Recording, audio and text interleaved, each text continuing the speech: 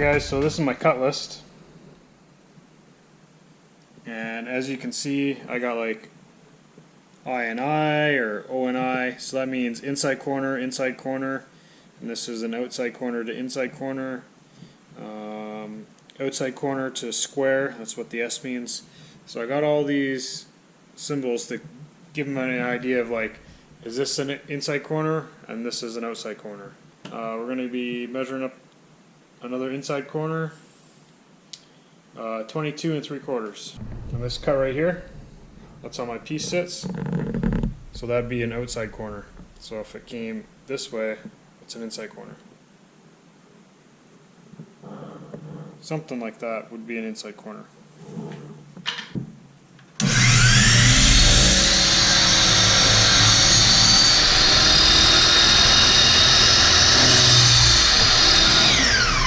So now 22 3/4, and it's going to be another inside corner.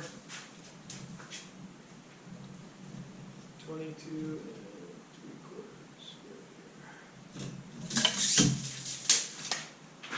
3/4. I always kind of draw the angle on there, so visually I know I'm cutting the right way, or else it kind of get messed up a little bit.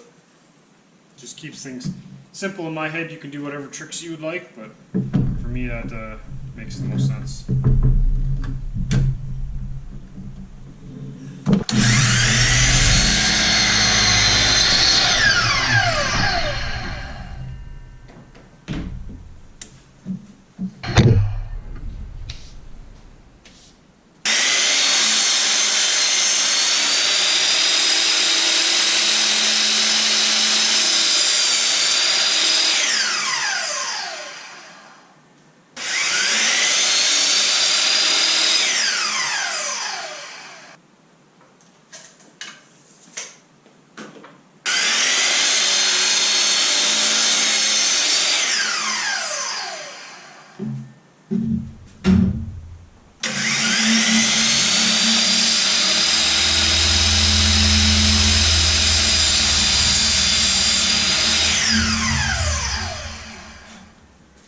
Example. There we go. So it actually took a little bit of that paper off. So at least if you do it before paint, you can paint over that, and it's good to go. Doesn't really matter that much because you're going to put a baseboard over that, so it should be good anyways. But yeah, you want to get it off, and especially in the corners, because you'll get a buildup. I don't know if you can see, but right in there you can see a bit of a buildup, and you're not going to get a nice 45 in there. It's going to push it out, and it's not going to look that nice. Now, it might not look that nice, depends on your cut, but again, you want to try to set yourself up for success as much as possible, and yeah, just scrape a little bit of that excess stuff off. Now, I don't know, your house might not have done it, but if you're doing like a remodel, most likely a lot of people's homes have that type of caulking on it, and it's just to help it blend into the wall better, and it looks really good. So you want to scrape that off before you put your baseboard on, preferably before you paint if you're going to paint your walls. But if you're just doing baseboard, just scrape it off and put it on. Now this will work if you're going with a higher baseboard. If you're going with the same level baseboard, you're going to have to come and paint that, because you're going to see that if you pulled off any paper. If you're going with the same level, like think about it like that's where the line would be, and you'd be able to see that paper. So you'd have to come and paint that real quick. If you're not changing the color of your wall, you're not repainting your whole room, that's how you do it. If you're painting the whole room, just scrape that stuff off and just paint. And then you'll just paint right down to like pretty much where I've done it. Maybe not that low because we didn't have carpet here, so I can go right to as low as I could. But you might want to, obviously pull all that stuff off and whatnot. But you want to have the best product as you can, and that's the way to achieve it. So take a stud finder and go around and figure out where your studs are, and that way you're nailing into something solid. Because if you just nail into drywall, you can like pull that thing right off. So your bottom piece, you're probably going to hit a sill plate anyways, but you want to hit those studs. And if you can hit the studs, that's perfect. And I'll show you kind of what I did down here anyways. And So I went around ahead of time, and I don't know if you can see my two marks there. If I look up the wall, hard to see, but there's a little pencil line right there. So I went with my stud finder and went along and went beep, beep, beep, beep. I went a little bit farther, I drew my line. So I knew that I was gonna get into the wood a bit, and just eyeballing, like, you know what I mean? I'm just eyeballing that line straight down, so it's not exactly science, but if you get somewhere in the middle of that and then put your beams on, like, that's on there pretty good. And like I said, if you hit just drywall, you can kind of like, you can see it sometimes. It won't even, like, you'll nail it in, and then the baseboard kind of pops out a little bit after you nailed it in, and that's no good. You want a nice secure baseboard. So if you can go around and do that ahead of time, you know, people that build houses probably don't do that. It's a waste of time for them. They just go and just put a whole bunch in, and like I said, probably newer builds, they're gluing as well, so they just put a little bit of glue on the back and then slap it on the wall and then just go around and just throw a bunch of nails in. And that's fine, but if you're doing a renovation, this way, depends on time crunches and what your situation is, this might be a good solution for you to get that baseboard on there securely. So we'll go upstairs and kind of show you guys what I've been doing. Same thing, I'm just going around and I just marked these couple rooms. My wife's working right now. Say hi, Donna. Hi. Okay, so yeah, we did the same thing here. We got a mark on the wall there, and I know there should be a beam, or not a beam, a stud on one side of the outlet, and we found it right here. And this one I can see inside. The stud's on this side, and sure enough, it found it right there. And then we just went around and did the same thing. So we're getting this area prepped, so I could just come in and just bang, bang, bang, bang, and it'll be not necessarily quicker, but I can get the screw hole or shoot the nails in, and I know it's going into something with some meat on it, and I don't have to worry about those popping out after.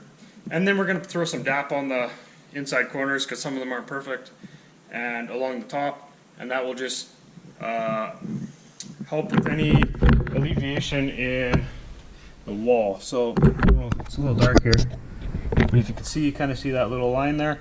We're going to take some DAP. Basically, it's an acrylic caulking with some silicone, I think, in there. I'll show you a bottle after, and that'll just help blend that line in nice to the wall, because it's not always going to be perfect like this over here. So that is what we're going to do. Some of my, like over here, this is a pretty good corner, I consider. I'm not a trim guy, but I'd say that's a pretty good corner. I have corners that are a lot worse, and we'll just take a little bit of caulking, put it up there. That'll help blend that corner in, and hopefully we can get that in there pretty good, so that it kind of keeps that nice tight corner. And then if we need to, we'll just throw a little bit of paint because it's paintable. This is an example of one of my bad corners. I'm not very proud of this one, and I'm not going to recut that because it's a long piece. So I'm not proud of that corner, but DAP will help fix that. So I'm going to show you my good stuff, I'm going to show you my bad stuff, so that at least this way, if you guys go do it, or when you guys do it, or you're just watching this for educational purposes or just entertainment purposes, that's fine. But if you ever go to do that, try to get your corners nicer than that. But sometimes, like, I got a angle finder. I could have went and did every corner and kind of figure out where the half is, but again, I didn't do that. You can do it. They're not going to do it on job sites. They're just going to cut 45 and then just fill it up with DAP. So again, here's another really nice corner, pretty nice corner. Right there, looks pretty good. And then the top we'll just hit with a little bit of DAP and everything will be good to go. So not every corner is going to be perfect. When they build the houses, not every corner is going to be perfect 90 degrees. So you're going to have that stuff. Just go around, fill it with a little bit of DAP, a little bit of that caulking, and it'll be good to go. Make sure it's paintable, and I use that because it even says baseboards, trim, stuff like that. So again, here's another really nice corner. That one's like perfect. Well, that's beautiful, I think. This isn't nailed in yet. And now here's another. Yeah, I guess here's a pretty good example of not so great one. But you know what? A little bit of that, fill it in, good to go.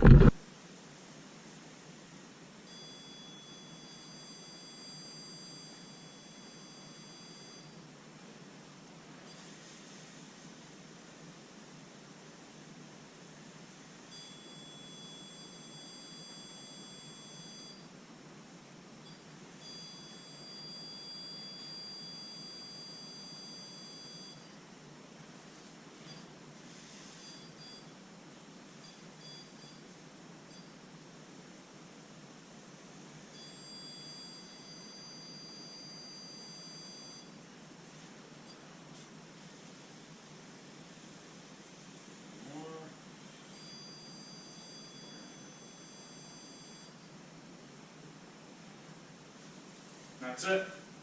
That's my process. Yeah, it's pretty quick. Takes a couple minutes. You know, you can probably do a room in like 5 minutes or less. I just sit on the ground and just go along and mark it. It's nothing special, nothing hard, but like I said, it enables you to secure the baseboards securely to the wall and just have a nice solid connection. So I thought I'd share that with you guys. Alright guys, so here's I'm going to show you guys a way to keep your outside corners nice and tight and looking good. This stuff I got at Home Depot. Some people call it CA glue, but this is the stuff I got from Home Depot. Not sure what the name of this is, but oh, maybe up here. But it's Instant Bond by Innoteca. So that's what it is. It's a two-part system. I know a lot of guys use it, and some people call it CA glue. I don't know. Maybe that's just the type of glue it is. Not quite sure, but it can be used for wood, stone, glass, vinyl, steel, PVC. And honestly, it's a two-part. You spray this on one side, put a little bit of glue on the other side, and within like 3 to 10 seconds, it's on there and it's not moving. It's solid. So it's really good to. It's better than wood glue, and it gives you a quick, instant corner.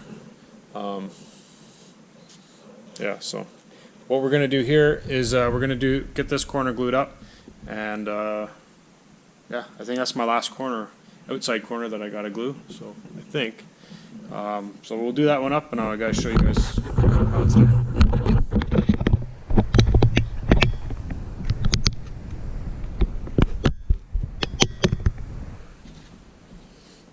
I'm not sponsored by any of these people either.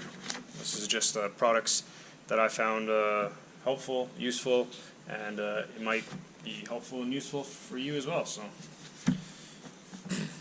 it's real simple. One side.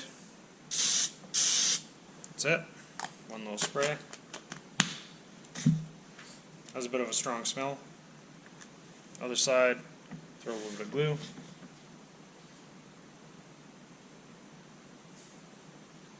That's probably all you'd have to do, but I like smoothing it out a little bit. Maybe it's just me, I don't know. Can I get it all over there? Try to be nice and even. There we go. Doesn't take a lot of this glue, guys. Just a little bit, and it dries pretty fast, pretty instantly. So what we'll do is we'll throw it up on the corner.